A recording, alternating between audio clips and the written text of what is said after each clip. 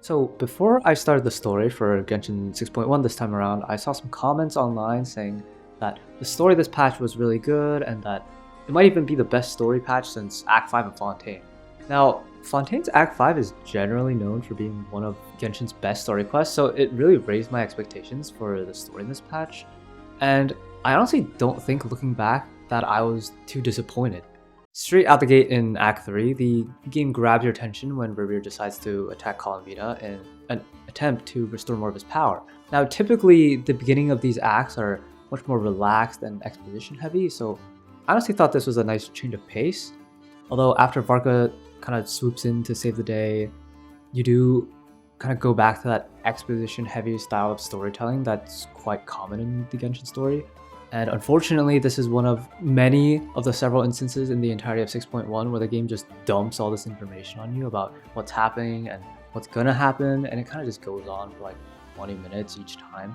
Now, I want to be understanding because this is likely due to Hoyo's desire to over-explain the plot in order to prevent players from getting too confused by the story, maybe. But I feel like these moments just make it harder not to tune out of what's actually happening, unless maybe you're like a player who's super into the lore. Afterwards, you meet up with Sandrone, and I want to highlight these instances where Columbine interacts with the Fatui Harbingers, like Sandrone here and Arlecchino later too, because I think they're good examples of how to showcase a character's personality through their brief interactions with other characters. I really enjoyed each character's individual characteristics, like Columbina's teasing personality or Sandrone's sort of tsundere personality. I also thought that the way they wove in information about the Fatui was done more cohesively in an appealing way that doesn't explain concepts to the player like they're a child. Like when they talk about Sandrone's tea parties, those are obviously sort of Fatui Harbinger meetings, but it's explained with more subtlety, and the player is sort of invited to draw their own conclusions about the true nature of what these tea parties actually are. So overall, these are just small moments, and they don't seem like that big of a deal, but this is just what I want to see more of when the game tries to showcase characters and explain details that might not seem significant, but are still important to the story. Now, after you meet Sandrone, Revere attacks her, and there's this cool little interactive scene where you repel his attack. It's not super interactive, and you kind of just hold down one button for the whole thing, but I think it's a nice idea at the very least, and these are the ideas they should build upon to make the story more enjoyable for the future. And then you get to learn more about Revere, and I really do have to state how much more enjoyable it is having somewhat distinct NPC models in young Revere and Thelindis. Thelindis, for example, made a much bigger impression on me, and in my opinion, it just helped me get more invested into Revere's backstory. Now, after that, the next notable part, I think, is Arlecchino's entrance, which, similar to Varka's earlier in the act, was just a great way to introduce, or in this case, reintroduce a character. And when they do it like this, their presences don't necessarily feel forced, and they're very impactful and to the point. And this is something I criticized in 6.0 when I was talking about Flynn's, so I'm glad it's different here, at least for this version. And then again, you have another one of those meetings where they just dump information on you, and then you have this random House of Hearts scene, which is maybe setting up for something in the future, but it still feels sort of random. So I don't really know what to make of it, but maybe there's something about that I'm not aware of. Now, moving on to sort of what I think is the final part of Act 3, I have very mixed opinions on the whole finding the Crimson Moon with Arlecchino sequence, because it feels like the atmosphere here isn't super immersive, if that makes sense. The entire vibe is supposed to be mystical and almost creepy, but there's just no sense of urgency until like the very end. Arlecchino has to hold the portal open from the outside, and we kind of just go in and stroll around. And this is kind of, I think, one of those moments where I feel like you could impose a time limit inside the portal or something so that there's this sense of pressure. And you can include an easy mode for people who just don't care about that kind of thing, too.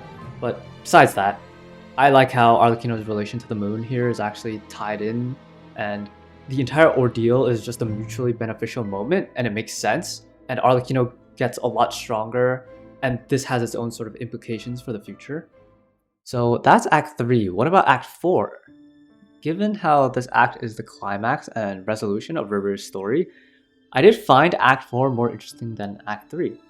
To get into it, they do the whole exhibition dump at the meeting spot again, but after that, you get to go back to River's backstory. And this time around, a lot of the more technical things stood out to me, like when you get dragged into the first-person POV of Revere when you're going through the files, which also gets reused a little bit later with Nefer too. And I think it's a good alternative way to make the story more engaging besides just shoving text documents onto the screen. And then you also have the transition into telling the rest of the story with the chess pieces, which I personally sort of liked. I thought it was a pretty good solution to the fact that some of the characters can't really be shown on screen, and you're still able to distinguish between the characters, and there's even some symbolism sprinkled in here and there. Honestly, my only gripe with how this entire segment with Revere's backstory pans out is when Revere goes to save Thelindis, quote unquote, but she misunderstands and just jumps into the portal.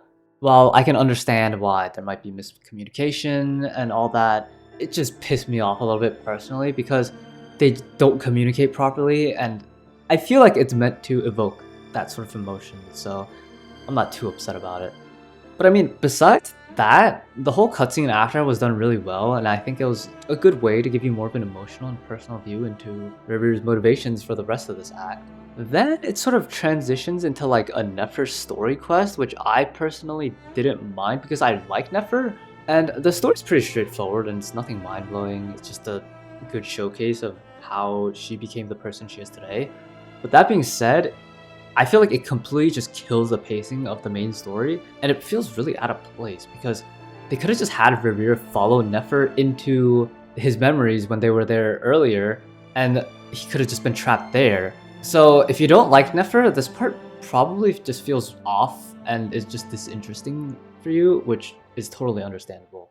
But once you get past that part, you get into the fighting and the confronting Revere, where you engage Revere in one last fight, and I think this whole sequence is pretty well done. I like how they don't explain the plan to you straight up, and they sort of weave it into the story while you're actually fighting him.